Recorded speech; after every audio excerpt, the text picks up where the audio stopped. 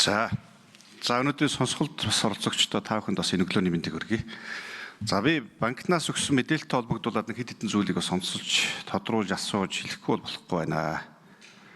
За өнөөдөр энэ малчтад олгож байгаа, мал аж ахуйн салбарт олгож байгаа зээлийн багцын чанар хугацаагаар ингээд аваад үзэх юм бол үндсэндээ малчид хамгийн сайн хариуцлагатай зээлдэгчд байгаа. 96.3% нь бол хэвийн зээл буюу чанартай зээл буюу хариуцлагатай бол зээлдэгч байгаа.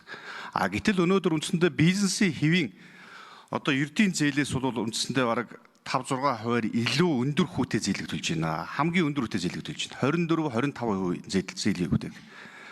Тэгээ хариуцлагатай зээлэгч мөртлөө энэ салбарыг банкнаас бол хамгийн эрсдэлтэй салбар гэж үзээд байгаа.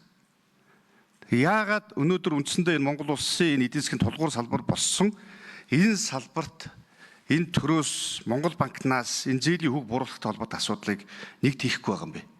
Би энэ даатгал руу жигч байгаа зүгээр одоо юу гэдгийг ийм нөхцөл байдлаар хариулт бол авмааргүй байна. Нэгдүгээрт та бүхэн яагаад энэ малчин хүний хөдөлмөрийг хөрөнгийг яг зах зээлийн хэмжээнд нь бол үнэлэхгүй байгаа гэдэг асуудал. Бид нар малчны тухай хуулийн 9-7 дээр энэ мал болоод малын гаралтай түүхий хийдэг чанар баталгаажуул зах зээлийнх нь ханшид суурилсан хөрөнгийн үнэлгээг бий болгох гэдэг асуудлыг тавьсан. Санхүүгийн энэ шинэ бүтээгдэхүүнийг нэвтрүүлэх гэдэг асуудлыг тавьсан. Өнөөдөр малыг бид нар бодитоор үнэлэх ёстой байгаа. Малчин хүний тэр хөдөлмөрийг нь тэр хөрөнгийг нь бид нар үнгүүдүүлж болохгүй болчиход байгаа. Зах зээлийг нь ханшид суурилж бид нар энэ хөрөнгийн үнэлгээг нь бүрдүүлэх ёстой. Өнөөдөр Монгол улс 60 сая малтай гэх юм бол энэ 60 сая малын үнэлгээ нь хэд юм бэ? Та бүхэн зээлийн мэдээллийнхаа сан дээр энэ барьцаа баталгаанд тавихтаа малыг нь тэр малчин хүний өв хөрөнгийг нь тавихтаа та бүхэн яаж одоо үнэлж тавиад байгаа юм бэ?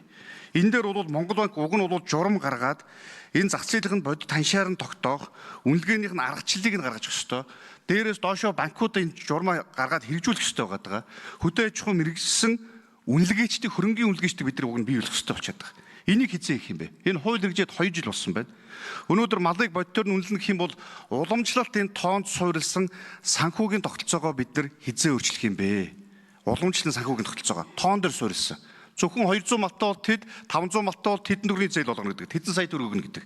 Гэтэл эн чинь амьдын жингээс хамаарат, үйлдвэр угсаагаас хамаарат, ашиг шимээс хараад, эрүүл юм уу баталгаатай малаас хамаарат чинь тусдаа өөр үнэлгээтэй үн цэнтэй байх хэрэгтэй байгаа. Ингэж бид бүхний яриад байгаа тооноос чанарт шилжих эдийн засгийн хөшүүрэг нь өөр юм болох юм аа.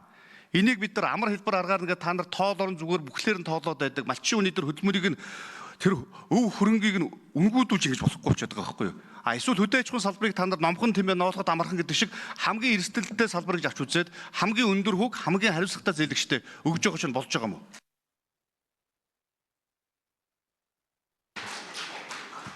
За Монгол банк харуулъя. За Тэмүүлэн гишүүний асуултад хариулъя. Малчтын зээлийн чанар бол өндөр байгаатай холбогдуулан зээлийн хүү буурах боломжтой гэж бол таны үзэж байгаатай бол ер нь бол санал нэг байна. Гэхдээ энэ дээр бол арилжааны банкуд өөрсдийнхөө их усрөөрс зээл болгодгоо яг өөрсдийн гаргаж байгаа зардал болон бусад зүйлсээ тооцож зээлээ болгодог гэдгийг бол хэлгэсэн. Ер нь бол Төв банкнаас бол энэ дээр бол малчтын зээлийн хүү бол тодорхой үе шаттайгаар бол буурах боломжтой. Энэ дээр бол бодлогын зохицуултуудыг л хийгээд явах нь бол зүйтэй гэдэгт бол тантай санал нэг байна. Зээлийн хүү бас тодорхой нэг 2-3% илүү өндөр байгаад байгаа. Энэ нь бол дийлэнхтэй л яг хөдөө орон нутагт физикал буюу одоо бодит бит салбар ажиллуулж байгаа юмтай холбоотой зардал гарч байгаатай л холбоотой байгаа. Дийлэнх одоо юу гэдэг орон нутагт ажиллаж байгаа салбарууд маань өөрөө бас малчт дээр очиж, битээр очиж зээлийг судлаж, малын одоо очиж одоо юу гэдэг үзэж тэн дээр зээлийн бүрдүүлж одоо зээлийг олгож байгаа. Тэн дээр бол орон нутагт ажиллаж байгаа ажилтаа албаа агчдын цалин болон одоо бусад зардлууд гарч байгаа учраас л ийм өндөр одоо 2-3% бол энэ зээлийн хүүгийн хэмэл илүү байгаа гэдгийг бол арилжааны банкудаас бол Төв банкнд бол тайлбар ирүүлсэн байгаа. Ер нь бол мэдээж илүү захимжиж энэ дээр зээлийн хүртээмжийг нэмэгдүүлэх тийм боломжтой болж иж үл энэ зээлийн хүү буурах боломжтой. Нэгдүгээрт нь, хоёрдугаарт нь бол тэр зээлийн эрсдэлтэй холбоотой асуудал байгаа. Зээлийн эрсдэлтэй холбоотой асуудал төр бол яг тухайн зээлийн барьцаанд байгаа мал аж ахуй одоо мал маань өөрөө бас байгаль цагуурын одоо зуд турхан одоо бусад асуудлаас болж бас одоо эрсдэлтэй одоо барьцаа хөрөнгө гэдэг дээр бол ороод байгаа учраас энэ дээр бол арилжааны банкуд ийм асуудал тавьж байгаа. Энэ дээр бол мэдээж төв банк бол ойрын хугацаанд бол яг энэ хөрөнгийн үнэлгээтэй холбоотой асуудлыг бол энэ холбогдох байгууллага сангийн амтаа бол ярилцаад яг энэ мэрэгсэн хөдөө аж ахуйн салбарын хөрөнгийн үнэлгээчдийг бэлдэх. Үүн дээр бол зээлийн барьцаа хөрөнгийг зүй зохистой үнэлэх чиглэлээр нь бол одоо холбогдох сангийн аам болон хөрөнгийн үнэлгээний асуудал эрхэлж байгаа байгууллагууд санхүүгийн зохицуулах хороо даатгалын асуудлууд дээр бол бид бүхэн бол энэ дээр танд бол ингээд дэлгэрэнгүй яг тийм конкретний хариулт бол дараа нь албан бичгээр өгье. Тэмүүлэн гүшүүн тодруулъя. Би Монгол банкнаас саналыг асуугаагүй. Би Монгол банкнаас хууль тогтоогчдоор хуулийн хэрэгжлийг шаардж байгаа. Энэ хуулийн дээр заасан 9-ийн додоодох заалыг та бүхэн хэрэгжүүлэх хэрэгтэй. Энэ хуулийн заалт хэрэгжиж эхлээд 2 жил болж байна. Монгол банк энэний дагуу журам гаргах ёстой. Сангийн яамтайгаа хамтарч үнэлгээний аргачлалыг нь бий болгох ёстой. Энэ Монгол банк энэ эрсдэлтэй салбар гэж үзээд байгаа юм бол энэ салбар чинь яагаад та бүхэн эдийн засгийн салбар гэдгээс нарахгүй байгаа. Энэ салбарт оролцогч энэ мал аж ахуйн үйлдвэрлэл эрхлэгч малчтыг яагаад эдийн засгийн оролцогч талаас нь та бүхэн харахгүй байгаа. Эдийн засгийн яагаад энэ зөв өшүүргийг бий болгохгүй байгаа. Энэ бол эдийн засгийн шин сэтгэлгээний шилжиж болох ёстой асуудал байгаа. Өнөөдөр мал аж ахуйн салбар дээр бид нар энэ шинжилгээг хийхэд тулд Монгол банк энэ дээр санаа шахдаг байх ёстой. Эний чинь үүднээс би бүр зах зээлийн ханшид суурилсан хөрөнгийн үнэлгээг бий болгох гэдэг асуудлыг тавьсан. Малчин хүний хөдөлмөрийг зөвөр үнэлдэг, зах зээлийн зарчмаар бодитоор үнэлдэг байх аргачлалыг бий болгох гэдэг асуудлыг тавьсан. Энэ асуудлыг л асууж байгаа. Өнөөдөр энэ бизнесийн салбарын бол энэ яагаад бусад бизнесийн салбар За Монгол банк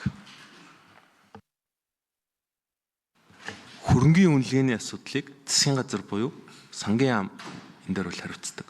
Төв банк зээл олгож байгаа байгууллагуудын үйл ажиллагааг буюу арилжааны банкны үйл ажиллагааг зохицуулж байгаа.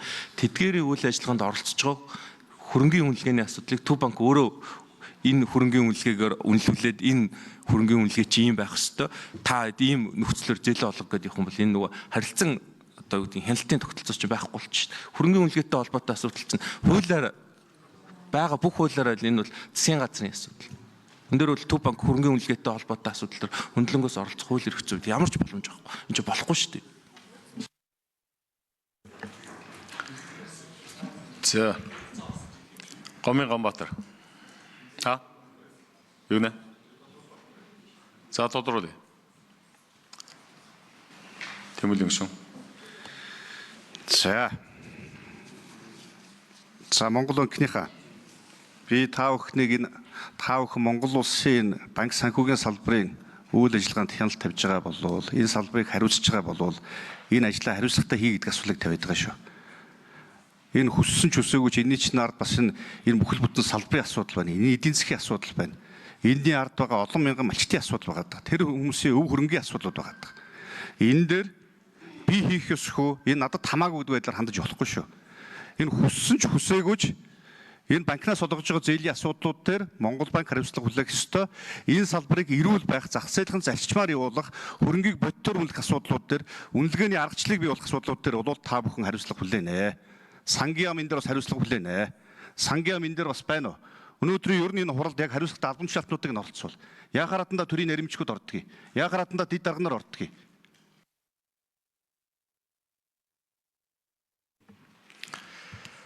За Тэмүүлэн гишүүний хэлсэнчлэн Монгол банк улсын хурлын дэргэдэх байгууллага. Улсын хурлын гишүүдээс болоод улсын хурлаас гаргаж байгаа саналыг боловсруулахад